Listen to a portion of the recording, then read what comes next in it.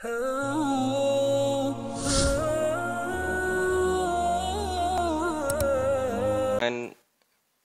ayat-ayat suruhan berkenaan dengan perintah derma kepada anak yatim. Daripada buku suruhan, ayat-ayat suruhan daripada Allah Subhanahu wa Ta'ala. Jadi sebagaimana yang kita maklum bahawa di dalam Al-Quran, apabila melibatkan ayat-ayat suruhan, maka kita sebagai umat Islam, sebagai orang yang mukmin perlu memberikan perhatian yang sewajarnya, kerana Allah Subhanahu wa Ta'ala apabila memberikan suruhan, ia adalah spesifik kepada orang Islam dan orang yang mukmin. Jadi ada suruhan yang tinggi sedikit, ada punya level kesukarannya, maka kebiasaannya Allah Subhanahu wa Ta'ala akan memulakan dengan wahai orang-orang yang beriman. Dan apabila melibatkan ayat-ayat suruhan yang level bawah sikit dengan orang Islam, disebut sebagai orang golongan Islam. Namun kedua-duanya adalah memberikan kepada kita perhatian daripada Allah Subhanahu wa Ta'ala. Baik, berkenaan dengan tema perintah derma ini juga merupakan kepada suruhan daripada Allah Subhanahu wa Ta'ala. Ayat dia, A'udzu billahi minasyaitonir rajim. Laisal birra an tuwallu wujuhakum qibalal masyriqi wal maghrib. ولكن البر من آمن بالله واليوم الآخر والملائكة والكتاب والنبيين وآتى المال على حبه ذوي القربى واليتامى والمساكين وابن السبيل والسائلين وفي الرقاب وأقام الصلاة وآتى الزكاة والموفون بأهدهم إذا عاهدوا والصابرين في البأساء والضراء وحين البأس أولئك الذين صدقوا وَأُولَٰئِكَ هُمُ الْمُتَّقُونَ. Baik, ayat ini adalah dalam surah Al-Baqarah, ayat 177. Ayat yang agak panjang, yang bermaksud kebajikan di sisi Allah Subhanahu wa Ta'ala itu bukanlah dengan menghadap ke arah timur dan barat di dalam solat. Bila ia tidak berdasarkan kepada perintah Allah dan syariatnya. Akan tetapi kebajikan yang sepenuhnya adalah perbuatan orang yang beriman kepada Allah dan mengimaninya sebagai Tuhan yang berhak disembah tanpa menyekutukannya sesuatu dengannya. Dan beriman kepada hari kebangkitan dan pembalasan dan kepada seluruh malaikat dan kepada semua kitab-kitab yang diturunkan, dan beriman kepada seluruh nabi tanpa membeza-bezakannya dan memberikan hartanya secara sukarela. Baik, pada ayat ini Allah Subhanahu wa Ta'ala nak bagi tahu bahawa merujuk kepada iman itu adalah apa dia? Dengan seiring antara amalan batini dengan amalan yang zahir. Iaitu dalam ayat ini Allah nak bagi tahu bahawa bukanlah sekadar berbuat baik itu dengan melakukan solat daripada menghadap ke Baitul Muqaddas, kan? Pada awalnya dalam Islam ini, semua tidak pasti kenapa ditukarkan perkara tersebut. Dan ada sebahagian mufassir memberitahu bahawa perubahan tersebut disebabkan Nabi SAW dia cinta kepada tanah airnya. Ini juga memberikan kepada kita satu indikator bahawa kita ini perlu cinta kepada tanah air kita. Jadi Nabi ini disebabkan Nabi itu dilahirkan di Mekah, maka Nabi pun Allah memahami berkenaan dengan kehendak Nabi SAW, maka Allah mengubah daripada kiblat ke sana kepada kiblat Masjidil Haram di Mekah. Jadi Allah mengetahui berkenaan dengan isi hati apa yang ada pada Nabi SAW. Itu antara kenapa perubahan itu daripada Baitul Maqdis di Palestin bertukar ke Masjidil Haram di Mekah. Sebab itu kita menghadap kiblat sehingga hari ini menghadap ke sana. Dan berkenaan dengan ayat ini juga, tidaklah kebaikan itu hanya menyembah solat, melakukan ritual solat. Kerana apa? Kerana perbuatan solat ini, selain dilakukan oleh umat Islam, dia dilakukan juga oleh umat-umat yang lain. Terutamanya apabila melibatkan orang Yahudi. Orang Yahudi ini dia solat, dia menghadap ke barat. Dan orang Nasrani bila dia solat, dia menghadap ke timur. Namun dalam perbuatan solat itu, ia tidak diterima kerana mensyirikkan Allah Subhanahu wa Ta'ala. Jadi walaupun tunggang terbalik melakukan yang dianggap sebagai ibadat, tetapi Allah menyatakan bahawa amalan-amalan mereka itu tidak diterima. Walaupun sebahagian besar, orang Yahudi ini besar, banyak mereka ini menghadap ke barat, mereka punya kiblat. Dan orang Nasrani, di kalangan orang Kristian dan sebagainya, menghadap ke timur. Namun Allah Subhanahu wa Ta'ala tidak memandang kebaikannya tersebut. Kerana apa? Kerana kebaikan penerimaan di dalam perbuatan menghadap ke kiblat itu, dengan solat itu, mestilah diiringi dengan apa dia? Beriman kepada Allah Subhanahu wa Ta'ala. Dalam ayat ni, tanpa menyekutukannya sedikit pun. Jadi walaupun amalan zahir itu penting, tetapi i'tiqad di dalam hati itu, di dalam jantung hati juga amat penting. Dan dalam ayat ini juga indikator bahawa walaupun melakukan amalan tanpa diiringi dengan i'tiqad keimanan kepada Allah Subhanahu wa Ta'ala dengan sesungguhnya, maka ia tidak diterima. Maka demikian juga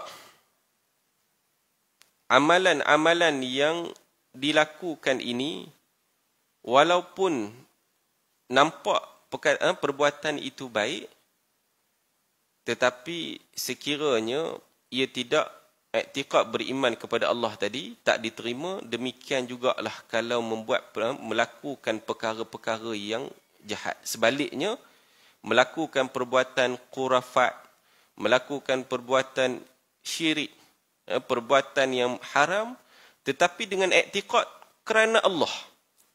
Dan ada sebahagian orang, dia melakukan amalan-amalan yang diharamkan ini, tetapi dengan menisbahkannya kepada Allah. Contoh, jumpa Tok Bomoh dengan niat untuk menyembuhkan apa yang sakit itu, tetapi dan dalam masa yang sama bahawa beriktikad bahawa Allah yang menyembuhkannya. Dan demikian juga perbuatan-perbuatan yang lain. Yang menganggap bahawa walaupun perbuatan itu dilarang oleh Nabi, tetapi dengan i'tiqad bahawa dibuat ini kerana Allah. Jadi dua-dua itu adalah dilarang di dalam syariat. Maknanya melakukan amalan dengan tidak beriman, menyekutukan Allah, mensyirikkan Allah, dan sebaliknya juga tidak diterima, iaitu apa dia? Melakukan amalan-amalan kufur, amalan-amalan yang boleh mendatangkan syirik kepada Allah, tetapi menisbahkannya kepada Allah Subhanahu wa taala. Maka perkara-perkara tersebut tidaklah diterima di dalam Islam. Jadi ini kita perlu memberikan perhatian yang sewajar. Kerana ada orang hari ini bila dia melakukan amalan-amalan yang misalnya amalan yang diharamkan, apa sahajalah melakukan kezaliman di atas nama kerana Allah.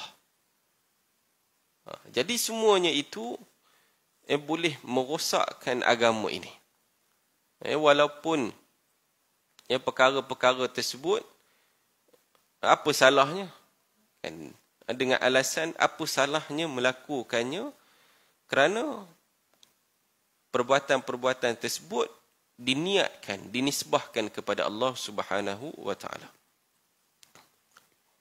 Baik, jadi kita tahu bahawa amalan itu mesti diiringi dengan i'tiqad. Jadi solat itu tidak boleh dilakukan sebab orang Nasrani, orang Yahudi ini dia sembah Allah. Dia sembah Allah. Sebab tu ayat ini, sebab mereka ni ahlul kitab. Kan ahlul kitab yang sudah menyeleweng, iaitu apa dia? Mereka ini menyekutukan Allah di dalam ibadat mereka. Menyekutukan Allah di dalam ibadat mereka dengan menjadikan persamaan dengan Allah itu ada makhluk-makhluk yang lain.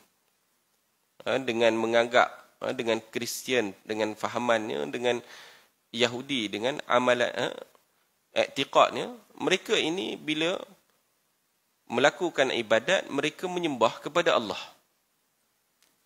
Sebab itu di dalam kitab-kitab Bible, kitab-kitab yang suci mereka itu, mereka pada zaman kalau kita kat Malaysia ni kita dah ubah, disebabkan kerajaan yang tidak membenarkan, jabatan-jabatan agama yang tidak membenarkan menggunakan kalimah Allah. Tetapi kalau kita lihat kitab-kitab suci mereka ini, mereka menggunakan kalimah Allah di dalam mereka punya kitab suci. Kerana apa? Kerana mereka ini adalah ajaran Nabi yang terdahulu. Ajaran Nabi yang terdahulu yang mana kitab-kitab ini sudah diselewengkan. Jadi, apa yang melibatkan rukun iman tadi, menyembah Allah dengan tanpa menyekutukannya dengan sesuatu pun, dan beriman pada hari kiamat dan seluruh malaikat, semua yang kepada rukun-rukun iman yang 6 itu perlu diiringi dengan baik di dalam i'tiqad kita. Dan para ulama tafsir lagi memberitahu bahawa ayat ini memberitahu bahawa dan kebaikan itu tidaklah semata-mata solat. Tidaklah semata-mata solat. Maknanya mesti diiringi dengan kebaikan tu apa? Tidaklah sempurna kebaikan itu sekiranya memberikan hartanya secara sukarela. Meskipun sangat besar kecintaannya kepada harta itu, kepada kaum kerabat, anak-anak yatim yang memerlukan bantuan, yang telah tinggal mati oleh ayah-ayah mereka ketika mereka belum mencapai usia baligh, dan kepada orang-orang miskin yang fakir, orang-orang musafir yang memerlukan kepada pertolongan serta para fakir dan miskin yang terpaksa meminta-minta, terdesak dengan hidup. Dan dia berinfak, mengeluarkan hartanya untuk memerdekakan hamba, tawanan, mendirikan solat dan membayar zakat yang wajib. Jadi dalam ayat ini juga kebaikan itu tidaklah sekadar melakukan ibadat-ibadat yang wajib, iaitu ibadat-ibadat di dalam solat terutamanya, namun diiringi juga kebaikan itu dengan melakukan amalan apa dia? Mengeluarkan sedikit hartanya kepada orang yang memerlukannya. Ini maknanya adalah hubungan kita sesama manusia. Kerana apa? Kerana ada orang beranggapan bahawa bila dia melakukan kebaikan itu adalah kebaikan dia dengan Allah Subhanahu wa taala. Namun Allah bagi tahu kat sini tidak sempurna kebaikan itu apabila dia tidak menghubungkannya dirinya dengan manusia yang lain. Bukanlah kebaikan itu dengan menghubungkan diri kepada Allah, tetapi mesti juga menjaga hubungan dengan sesama manusia, iaitu melakukan kebaikan tak kira kepada siapa pun. Kepada kerabat yang terdekat dan juga kepada orang-orang yang jauh, terutama yang memerlukan. Jadi dalam hal ini kita perlu fahamlah berkenaan dengan perkara tersebut, iaitu kebaikan itu adalah dengan kita menjaga hubungan kita dengan Allah dan juga menjaga hubungan kita sesama manusia. Barulah kebaikan itu sempurna.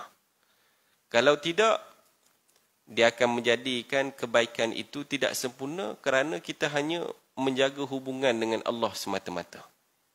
Tetapi dengan sesama manusia, kita tidak melakukan ihsan kepada mereka. Dan orang-orang yang menepati janji.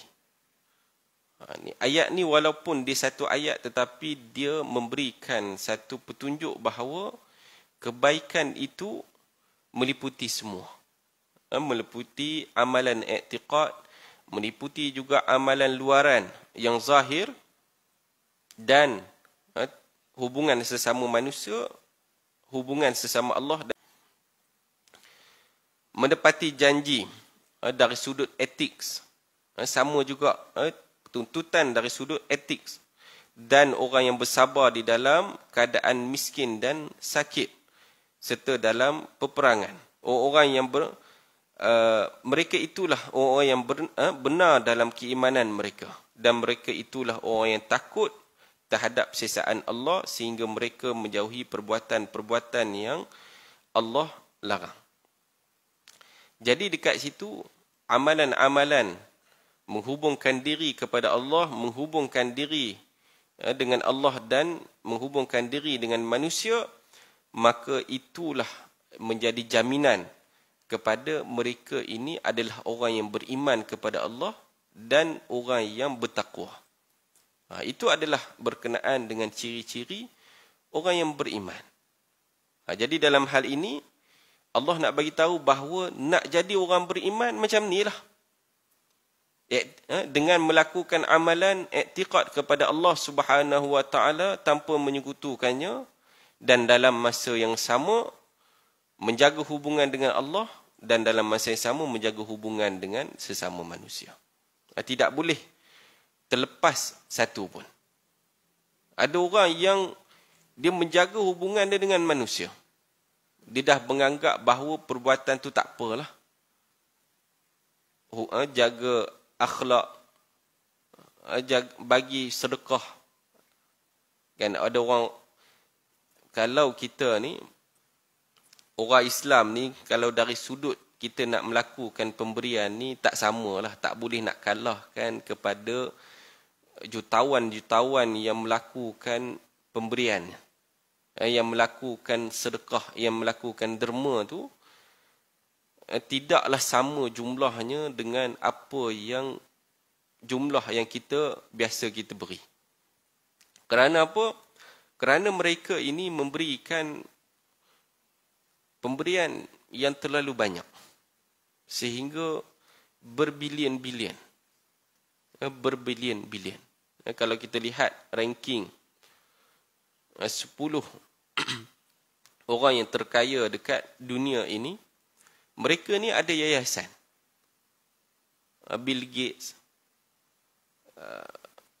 Elon Musk dan lain-lain itu, mereka ini jika mendemakan harta mereka ini adalah nilainya bilion.